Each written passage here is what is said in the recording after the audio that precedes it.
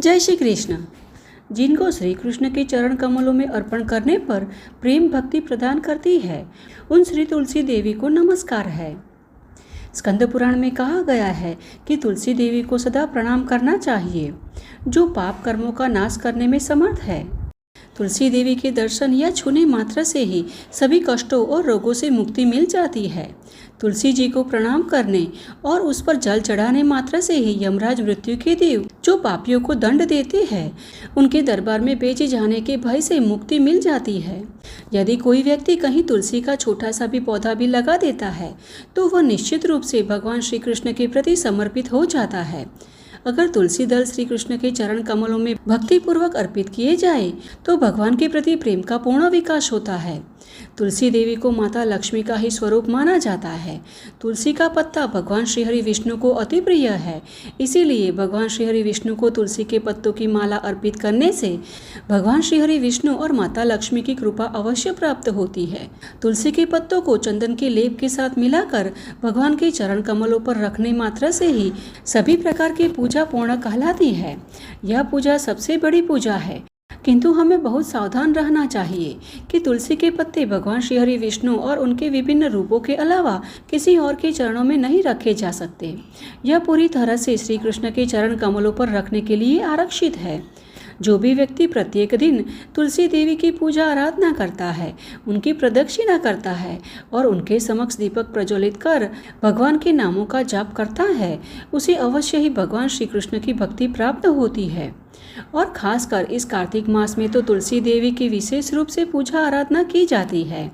स्कंद पुराण में ब्रह्मा जी कहते हैं कि कार्तिक के पावन मास में जो भी भगवान श्री हरि विष्णु के भक्त होते हैं, वह प्रातःकाल स्नान करके पवित्र होकर कोमल तुलसी दल से भगवान दामोदर की पूजा करता है, तो वह अवश्य मोक्ष प्राप्त कर लेता है। अगर कोई भी भक्ति रहित होने पर भी भले सोना चांदी इत्यादि से भगवान की पूजा करे, फिर भी भगवान उसकी पूजा ग्रहण नहीं करते, क्योंकि भक्ति ही सर्वोत्तम है और भक्ति बिना कुछ भी कार्य करे तो वह भगवान श्री हरि विष्णु को प्रभावित नहीं कर सकता।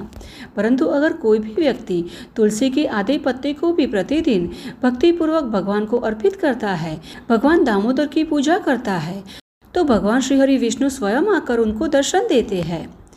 और इसी कार्तिक मास में आने वाली देव उठनी एकादशी के दिन तुलसी देवी का विवाह भगवान श्री हरि विष्णु के शालिग्राम रूप के साथ करवाया जाता है। वैसे तो हमारे शास्त्रों के अनुसार कार्तिक शुक्ल एकादशी से कार्तिक पूर्णिमा के 5 दिनों की समय अवधि में कभी भी तुलसी विवाह करवा सकते हैं, और अगर कोई भी व्यक्ति इन दिनों में कभी भी तुलसी विवाह करता है तो उसे कन्यादान जैसे महापुण्य की प्राप्ति होती है। अब वैसे तो हम प्रत्येक एकादशी के दिन तुलसी देवी की पूजा आराधना करते ही हैं, परंतु खासकर देव उठनी एकादशी के दिन हमें तुलसी देवी की विशेष पूजा करनी चाहिए। उनके समक्ष दीप प्रज्वलित कर उनकी प्रदक्षिणा करके उनसे आशीर्वाद प्राप्त करना चाहिए। तुलसी देवी सभी पापों का नाश करने वाली है और पुण्य में वृद्धि प्रदान करती है। देव उठनी एकादशी के दिन जो भी व्यक्ति जल में तुलसी रखकर भगवान श्री हरि विष्णु की पूजा और स्नान करवाता है, वह सभी पापों से मुक्त हो जाता है और भगवान श्री हरि विष्णु के लोक में जाकर परम आनंद की अनुभूति करता है। क्योंकि इस दिन भगवान श्री हरि विष्णु के शालिग्राम रूप के साथ तुलसी देवी का विवाह हुआ था, इसीलिए इस दिन माता तुलसी को पूर्ण श्रृंगार किया जाता है और उनके विधि विधान के साथ पूजा भी की जाती है और संपूर्ण विधि विधान के साथ भगवान श्री हरि विष्णु के शालिग्राम रूप से उनका विवाह करवाया जाता है। किंतु अगर आप इस प्रकार विवाह विधि नहीं कर सकते हैं, तो विशेष रूप से तुलसी देवी की पूजा तो अवश्य करनी ही चाहिए।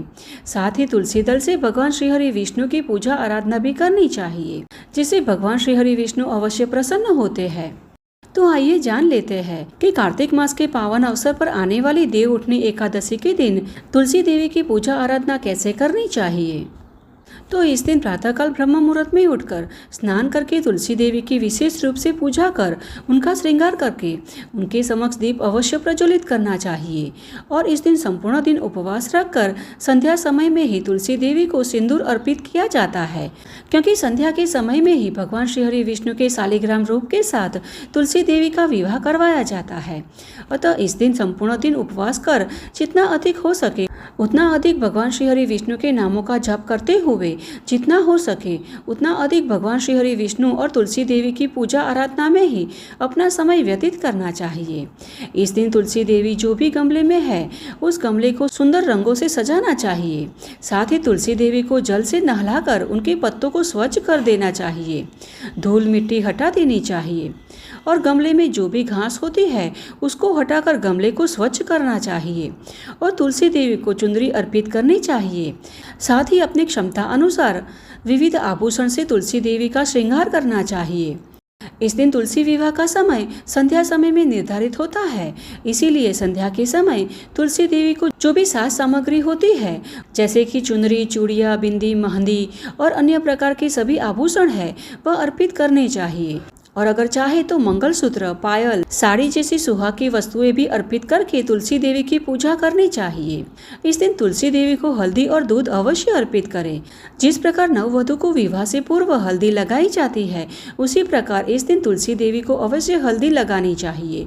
फिर उनके समक्ष दीपक प्रज्वलित कर उनकी प्रदक्षिणा करनी चाहिए और उनको भोग में अर्पित करने के लिए विविध प्रकार के स्वादिष्ट मिष्ठान या फल अर्पित करना चाहिए। इस दिन आपके घर पर जहाँ भी तुलसी देवी को रखा गया है वहाँ आसपास के स्थान को भी गेरू से लीपकर रंगोली बनाकर उस स्थान को भी सुंदर बनाना चाहिए और फिर एक बाजोट पर तुलसी देवी को सजाकर स्थापित करें और साथ ही भगवान श्री हरि विष्णु के शालिग्राम रूप को भी स्थापित किया जाता है। अगर आपके पास शालिग्राम नहीं है तो भगवान श्री कृष्ण की प्रतिमा या मूर्ति भी रखकर उनकी पूजा करें और याद रखें कि भगवान की दाहिनी ओर ही तुलसी देवी को स्थापित किया जाता है। और अगर यह सब भी संभव न हो तो मात्र तुलसी देवी का पूजन भी कर सकते हैं। तत्पश्चात सबसे पहले शालिग्राम को पंचामृत में तुलसी दल रखकर उनका अभिषेक करें और स्नान करवाएं और फिर तुलसी देवी में भी दूध पंचामृत अर्पित करना चाहिए, किंतु ध्यान रखें कि अधिक मात्रा में पंचामृत अर्पित न करें। अब घी का दीपक और धूप कर उनकी आरती करनी चाहिए। फिर तुलसी जी को अक्षत, सिंदूर, रोली, चंदन से पूजा कर उनको सजाना चाहिए, जैसे कि उनकी 2 टहनियों में चूड़ी पहनाई जाती है और साथ ही उनको चुनरी उठाई जाती है और तुलसी देवी के पत्तों और जड़ों में दूध और हल्दी का लेप लगाया जाता है और फिर उनको मेहंदी अर्पित करें। इस प्रकार तुलसी जी को वस्त्र अलंकार से सुसज्जित कर उनकी मंत्र उच्चारण के साथ पूजा करें और तुलसी देवी की पूजा करते समय कुछ न कुछ क्षमता अनुसार दक्षिणा अवश्य रखें जो पूजा के पश्चात दान में दे देनी चाहिए और तुलसी जी के चारों ओर दीपदान करें और उनकी कम से कम 3 बार तो प्रदक्षिणा अवश्य करें। और इस दिन तुलसी देवी का पूजन करते समय यह मंत्र का उच्चारण करना चाहिए। वृंदा वृंदावनी विश्व पूजिता विश्व पावनी पुष्पसारा नंदनी च तुलसी कृष्ण जीवनी एत नामाष्टकम चैव स्तोत्रम नामार्थ सुयुक्तम यह पठेत ताम च संपुंज सौस्रमेघ फललम मेता। इस प्रकार तुलसी देवी के यह 8 नाम पुष्पसारा, नंदिनी, वृंदा, वृंदावनी, विश्व पूजिता, विश्व पाविनी, तुलसी और कृष्ण जीविनी, इसका श्रद्धापूर्वक उच्चारण करना चाहिए।